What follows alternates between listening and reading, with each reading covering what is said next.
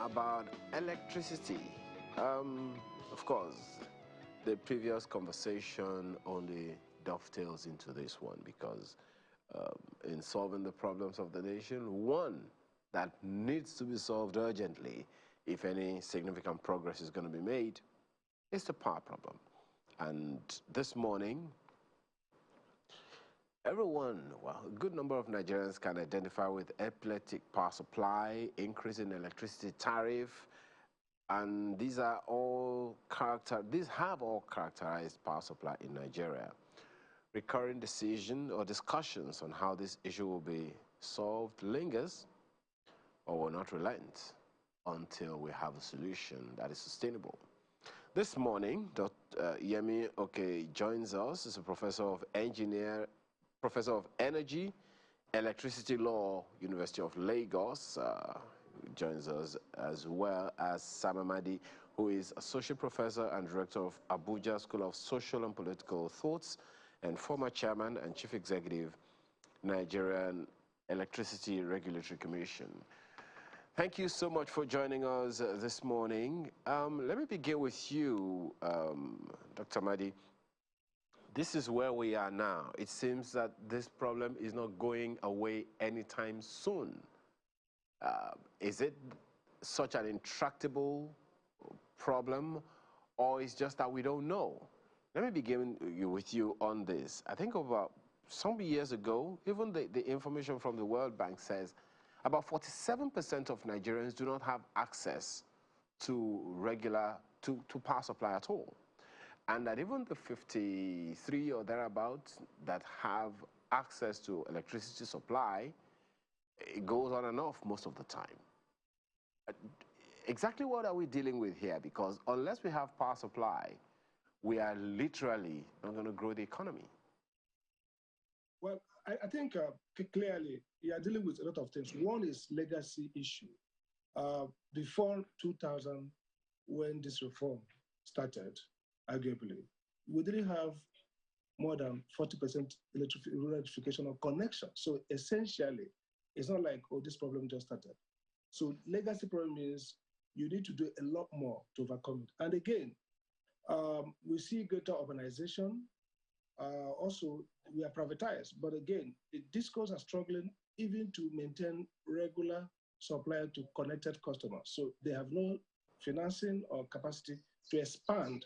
The way you close down connection gap is through investment in expansion services. So you expand your network, you connect more people aggressively, or in this case, the government agency through the electrification can get people to the grid. But even if you get them to the grid, if you don't expand power production and efficient distribution, you will barely be sharing scarcity. So 3 points to note. One is that everything we experience in this sector is a legacy crisis. For example, metering, until when I did the first metering survey by Midela Turu committee, I discovered that was probably around 40% of customers were metered. So probably have about 60% unmetered. And then rural electrification connection, about 40 or 45 connected. So you have communities not connected. And so the crisis of first establishing a market that is fairly efficient, getting utilities that have the resources to invest in maintaining their service and expanding it is one of the challenges we're going to face. And it requires three things. By one would be that we improve drastically the efficiency of the distribution companies. The question is, can you, with the structure of ownership and the crisis they have? Secondly, that we also, government, invest more on connecting communities that are far off from the grid. The question is, does government have the capacity to do that, financial or otherwise? And ultimately, the regulator will incentivize investment in expansion services. But all these are theoretical. If you don't have more power supply, more recovery of financing, so that when the regulator mandates, for example, Eko Disco, Abuja Disco, that part of their investment plan this year will be to extend to Lube, maybe a community in Lube that doesn't have no connection. Then the regulator is looking at the recovery, the investment, and those investments will be recovered within reasonable time span. So when you don't have investors who have the capacity to borrow long term and wait for a recovery through tariff gradually, and you don't have government that can take those as social responsibility, then it'd be difficult for you to mandate expansion. Isn't it So a we little are dealing too with late legacy in the crisis, but day, it Dr. needs Amadi? greater efficiency at this point. Isn't it a little too late in the day to make electricity supply a social service? That's what it was No, before, I, but it didn't seem no, I'm not to. talking of, sorry, correction. There's no need for social service. I'm saying, for example, rural education is a Nigeria has an agency. That point is that it recognizes that the market may not expand the service to everywhere. Okay. So government rolls out connection, expand them, and get them to the grid so that the discos. So it happens two ways. You're not making it free. You are simply providing the infrastructure to people to now pay tariff. What matters is that consumers can pay. But Okay. before they can pay, you have to connect them. And if the They have discos to can't have what to connect pay them, for. and government can't connect them, then they cannot be connected. All right. Well, Professor, okay, I don't know where you place this, because there is a good number of people who will say perhaps it's because the entire electricity value chain in Nigeria is a little too complex, combobulated. I don't know. I think the words even fail me right now. What's your take? There are those who say it's way too complex, way too cumbersome, way too all too interwoven. It's not straightforward, and consequently, solving the power problem will be as complex. What's your take on that? Thank you very much. Let me again appreciate you for having me. My take on those, honestly, is a question of the more you look, the less you see. And I wish to say this for the records. There is nothing I wish to say about the power sector that I've not 80% of the times on channels. The video clips are out there on YouTube and everywhere, and people often play back those to me. I've said all that needed to be said to Nigerians as to the power sector. Right before the regime of my brother and friend, Sam Amadi, right from the regime of Ransom Owen and others, we got it fundamentally wrong at the inception of the power sector reform. And those challenges are now batting us in the faces. Talking about legacy crisis, for how long do we continue to live with those needless legacy crises, avoidable legacy crisis? Sam was talking about investment recovery and operators that have resources to expand or to really do business in a sector that takes longer time to recover. So we weren't aware that those who are giving those assets to lack funds or lack sufficient funds. One of the discos is now facing a problem now. I don't want to mention names. I saw it coming. A particular bank now has appointed a receiver manager. That's not the first time that will happen to the particular disco and other discos.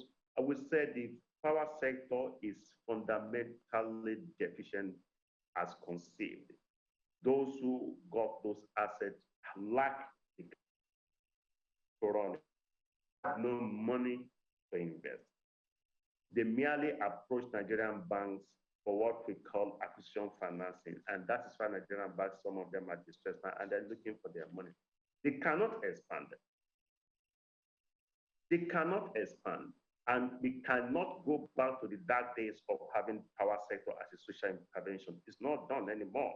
So government I encourage government to really remove subsidy fully from the petroleum and electricity sector. And the reason is simple. We are subsidizing the rich. Nigerians who ought to get those subsidies, I mean, the effect of those subsidies are not really getting it. So the subsidies are going the wrong hands. A country that fund the educational sector, to fund the health, to fund security, to fund so many things will not be funding or subsidizing power, electricity. For what? Most homes, average homes in Nigeria don't even have connections anyway. Those who have connections, are they really getting services? You talk of the percentage, about 40% not having access, more than that. I mean, if you go by the industries, 80% of Nigerian industries have no supplies of electricity. Most of them are self-generating. Some of them rely on other means, through embedded or other options. So we're really in a major crisis. And nobody wants to invest in the Nigerian power sector. That's one reality we need to know. If we expect investors to start trooping to Nigeria and bringing their monies to invest. Nobody. Why do you think that is, Prof? Why do you think that is? Because there are those who will argue with, how about the people who have been investing over the years? The stories are not quite encouraging from those who have invested over the years. And if anybody wants to come and invest in Nigeria, the first thing they do, the first port of call, is to ask their colleagues. If you want to invest in Nigeria, you're going to ask me as an expert, you're going to ask Dr. Amadi, you're going to ask Sahara, you're going to ask the investors of Discos, Abuja, Disco, Kano, Discos, Kaduna, and what have you. Whether the business, whether the environment they're operating is quite okay for them, whether if they were in your shoes, they were encouraged to come. Nobody is coming. You can give me statistics of those who have invested in the Nigerian power sector. Nobody is really interested in investing. It's risky. Nigerians are increasingly bypassing because even if a lot of issues in the power sector, a lot of issues that I don't even know where to start from, because I've been saying this for more than 15 years now, consistently, and I haven't backed down from just one of my positions. It's not going to work. But government might continue Prof, to does that make it completely hopeless? We are in a near hopeless situation, and there are several things we need to do.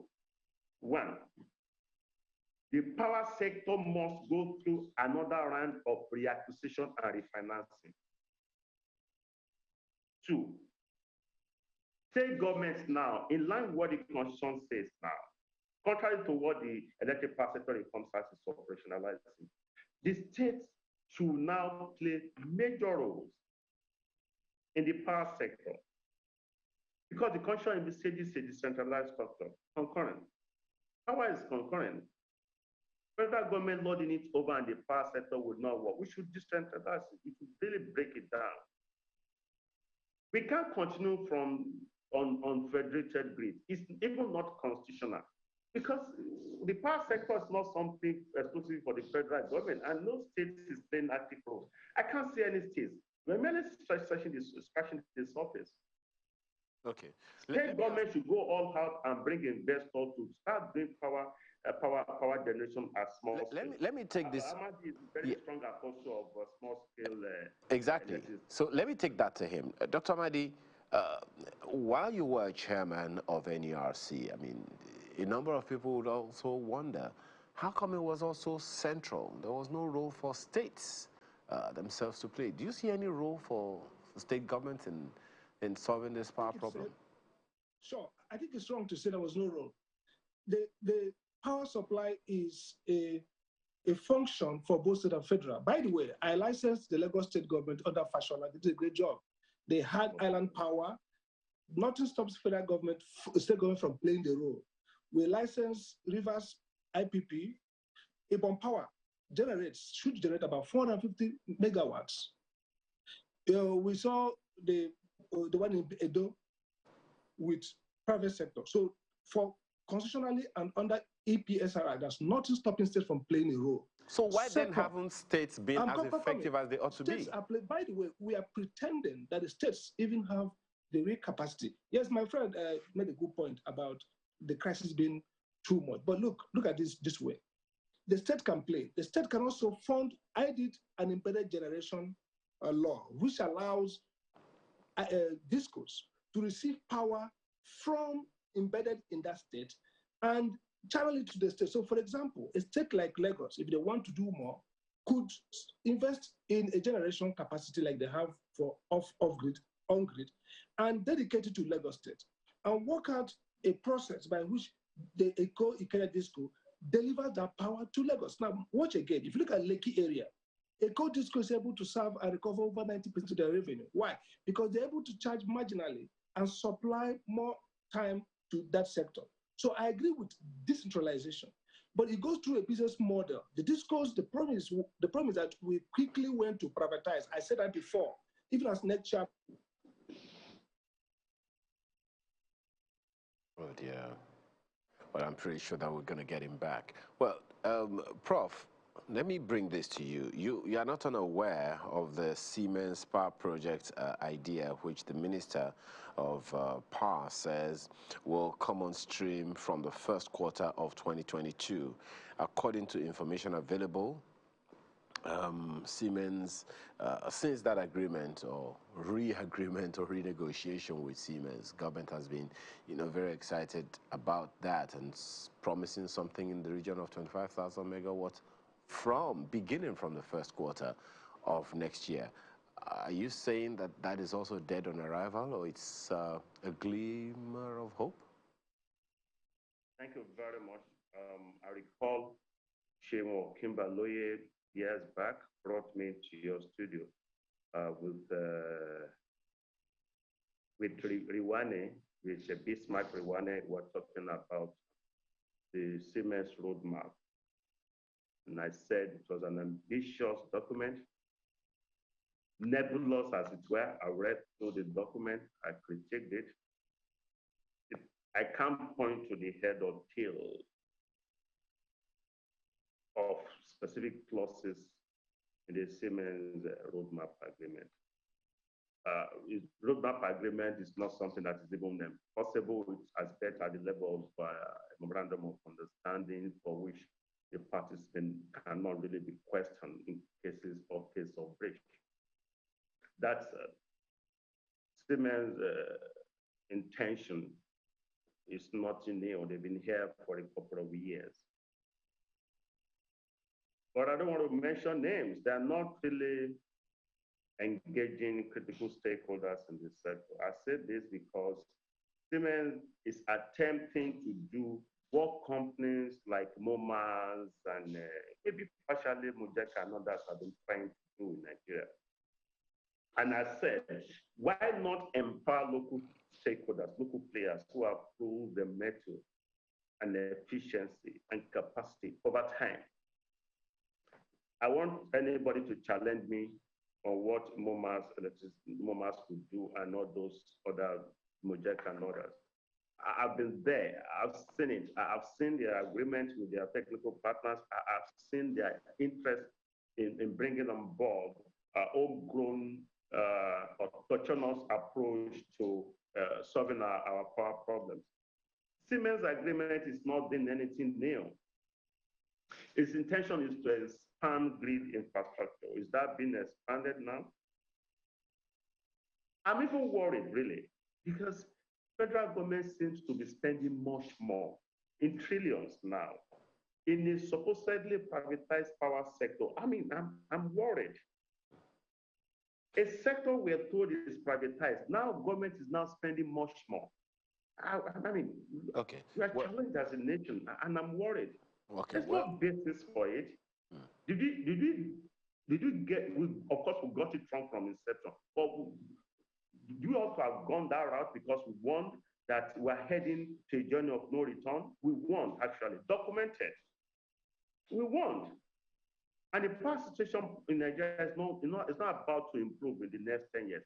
And when a particular government said we are going to bring on board 10,000 megawatts per year for their first year, making 40,000 megawatts, and I said they cannot even increase it by 1,000. Let the statistician now draw the list, because a colleague of mine has done the research. We are putting it down now. We don't want to put it in the air, in the public domain. Since privatization, before privatization, Nigeria was oscillating around 5,000, 4,005 megawatts. Now, more than a decade of privatization, how many additional megawatts have been added to the national grid? Well, Prof, there's a question I want to put to you, just to find out from you exactly which of these three is our weakest link: generation, transmission, or distribution. You'll answer that question when we return from this break. Please stay with us.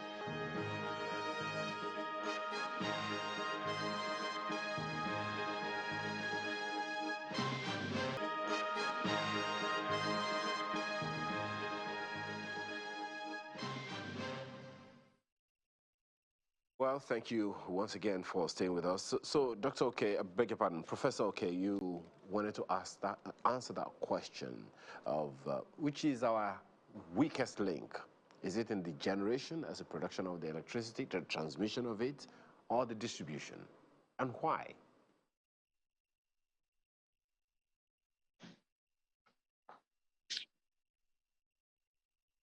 Prof, go ahead. Yeah, I guess I can hear you clearly now. Can you hear me now?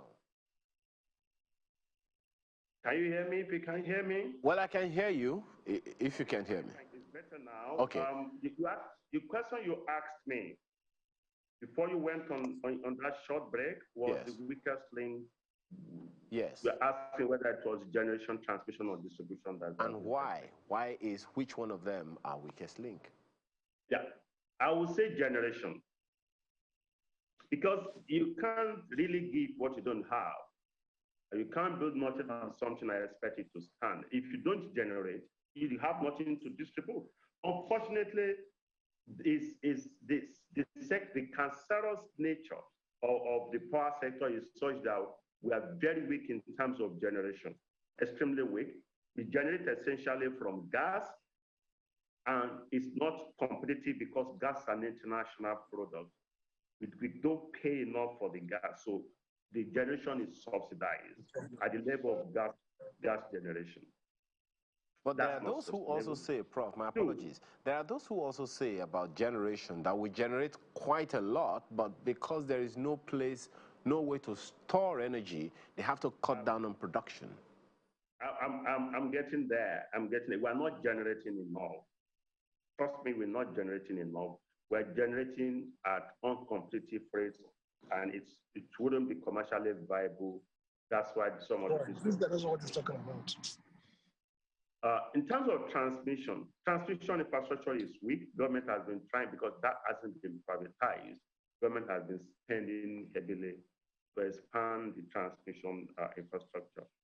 And that's not to be seen until like the next 5 years, because there have been stops in that subunit, but the effect is not showing. For distribution, no, you ask me, even for the insignificant amount of megawatt that is generated and transmitted to distributors, some of them still reject allocation. You ask me why? Because Nigerians are not willing to pay. Those who have the capacity to pay have devised alternative means like captive and bidded that Dr. Amadi really opened up during his time. So they are taking that window to self-generate. It probably would not need power from some discos. Some do. So the discos are now forced to get ingenious as to who really need their services, their product, and at what rate. So Nigerians who couldn't patronize them are resorting to the legal means of bypassing, which is really a major problem now. And the discos are not doing well in terms of payment. They're not doing well. They're not doing well. I mean, most of them are struggling, and we've seen development with their financiers, the bankers, and the funders running helter-skelter to make things happen. All is not well with the power sector, both at the level of generation, transmission, and distribution. Okay. But our weakest link, as I would say, is generation. Okay. And that follows down to other subunits. All right. Like generation and distribution. Yeah, Dr. Amadi, you want to respond to that?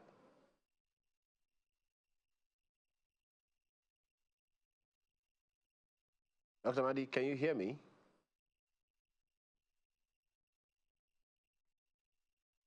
Okay, I guess we cannot hear him yet.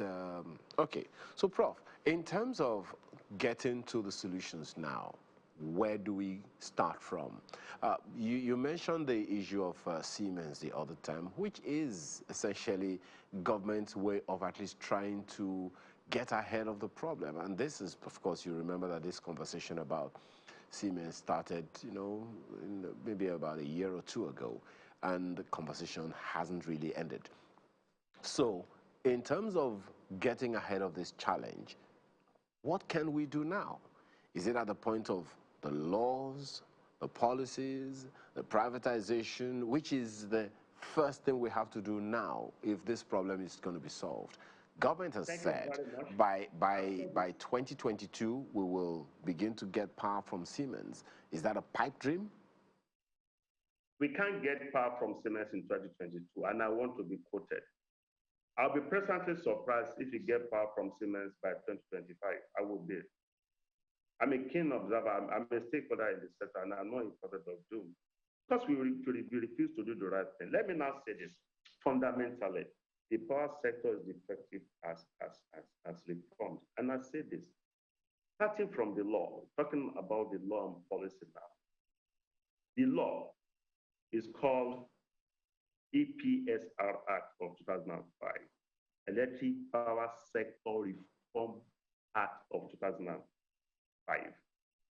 And I've said severally that, okay, this law, starting from now, because you really want to get to the root of the problem now, I said this law was never at any time intended to as a law that will operationalize the power sector. It wasn't meant to be the law that they will use to now run the power sector. It was meant to midwife reforms in the power sector. That was why it was a reform law. After privatization and supposed reforms, we need to now rejig the laws now. We need not to wait the lengthy years we waited for Petroleum Act before having Petroleum Industry Act. We now need to have Power Sector Act that encompasses the regulatory instrument, the bodies, and how to get things done correctly, number one. Number two, we will need to revisit the privatization itself. We will now allow things to be done appropriately, now giving those assets to those who have the capacity, technologically, technically, and financially. We should even allow states now to play more active roles. The discourse now and discourse GENCOs can now be cross-licensed at the level of the states. We should now have regional grids as against federated grids. I've said this several times. There's no point in the 21st century having a federated grid, one grid for the federal government. It's like having one pipeline now. If you bust, you don't really get supplies. We can't have a federated grid in the 21st century. We should have a disaggregated grid, regional grid. Nothing should stop Lagos and Ogun from having their own grid. If you want to even have at the level of the geopolitical zones, we should now start to dismember this entire conflict. But you remember, Prof, just a second on that issue of states coming in. You remember that the tiff between the federal government and the Lagos State government at the time when Lagos State government wanted to start its own. Have those issues, in your own opinion, been resolved by law, or they are still flickering around somewhere? Yes, the issues have been resolved to a large extent.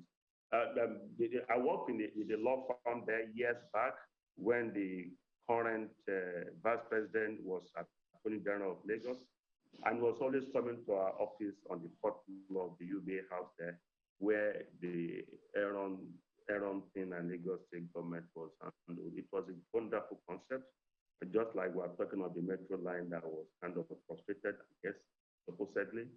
And if we have had a metro line in Lagos, we wouldn't have had most of the problems we're having. The same thing if the federal government had allowed Aaron project and Lagos State project to sail through, we'll probably not be in this kind of mess because things will have transformed over time. We're talking about 1999, several years gone by.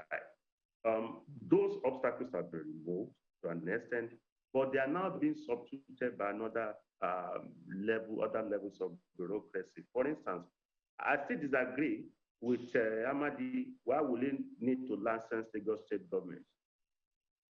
You can't license Lagos State government because constitutionally you don't even have power to license Lagos State government. Inherently, Lagos State, Ogun, Kano, Bayelsa, they have powers to license. They have powers under paragraph 14 of the second schedule to license, to generate, transmit, and distribute for upgrades. So if you are licensing IPP in Lagos, that's not going to be run on national grid. You don't need federal license for that. You don't even need any form of license if you're generating less than 1 megawatt. What infrastructure will they be using, if not the existing electricity infrastructure that belongs to the federal system? I didn't get that. So what infrastructure would a state IPP have used if they were going to, if they didn't need to be licensed? Because the only infrastructure existing at the time, and possibly still existing now, is that of the old NEPA. No, there are several infrastructure in place now. We're saying you are licensed, for instance, now. I mean, that was a scenario that played out when Minister Fashola, then governor, developed IPP for Marina as well as Ikeja. And that was about several, maybe 34 or something megawatts. I can't really recollect the exact number of megawatts. And the capacity of Lagos State government for the Alausa secretariat was just 18 megawatts. If you are going to power everything, all the ACs, all the equipment there, and in the day, they run on 18 megawatts, and they have hydro megawatts. In the night, the entire 60-something megawatts is hydro. And a particular company then, to my knowledge, approached Lagos State government to take the hydro megawatts and try to trade it so that, Lagos State can also earn a yield on their investment. And a particular disco went to court saying that was their franchise area. Franchise area, because we are licensed to do something around Ikeja, so if there is additional megawatt necessary, they can distribute those to industries and homes in that neighborhood. A country cannot develop that kind of model. By the way, IPP that Lagos State government did was not supposed to be hungry. If it's off-grid, it is not a federal government problem or issue. If it's off-grid, it is not federal government, it is state. It is only when you are dealing with grid infrastructure transmission now that federal government will have power. Perhaps the issues are not for grid generation, they are for off-grid. So if Bayelsa, Akwa Ibom needs license to generate off-grid, why would they need to go to federal government? Because they are a licensing authority on their own. They can even set up something equivalent of NRC at the state level. These have been my submissions for more than 15 years, and we still haven't done it. But the issues that you've raised now, Prof. I advocate a regime that calls for collaboration, because federal state government are not competitors in the power sector. They can be collaborators. Exactly, because I'm wondering, from the issues that you have raised now, it sounds like the issues are far from over, and consequently, the call you have made, the issues that you have raised about rights or authority over spheres of influence based on location, license, and all those things, that's another conversation altogether. Perhaps also validating your call or suggestion that there is a need to renegotiate the entire privatization infrastructure. But is this something that you think the federal government is looking at, given that right now, as far as government is concerned, we need a quick win with Siemens? See, I've said so several times, and I will continue to say it. It's okay if federal government is unwilling. It's okay if state governments are not willing either. But the power sector will collapse on all of us, and it's about to happen. Okay, in the case of a particular dispute that it said federal government dissolved the board, it wasn't federal government that dissolved the board. They ran into debt crisis. Somebody was supposed to be one of the owners, brought foreign investors to partner. Foreign investor brought money. The particular local investor didn't have money to bring on board. They said they were leveraging their influence, so they are contributing their influence supposedly as equity. Somewhere along the line, they got equity indirectly and tried to sell it offshore. And the UBA bank got a wind of that, and they're going to lose their money. They're exposed. And they have to call in the terms of the agreement, of the clause that enables them to appoint a receiver manager.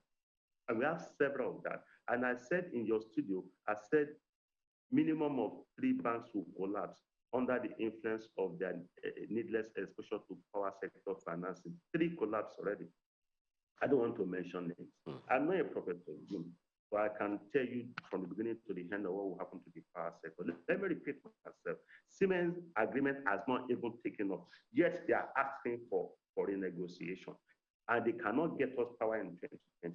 They cannot even get the problems solved in 2025.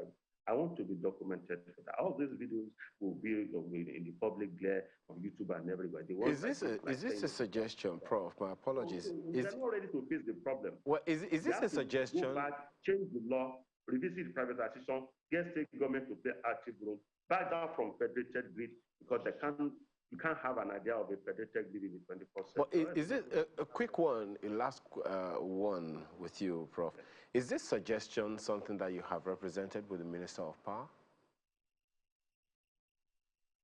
I didn't get that. Is this suggestion of yours about renegotiating the entire, value chain and changing the laws? Is this something that you have or are willing to suggest to the Minister of Power still? Okay, let me tell you. I have written 6. I'm the pioneering electricity law scholar by the grace of God, because electricity law was not just under the energy resources law, and I branched it up. I've started developing it for about 18 years now. So if you're hearing anything electricity law, the legal and regulatory aspect of it being documented, then work. And we train people, have graduated PhD students, master students. All these are documented in my book. There is even a book which I did in January 2021.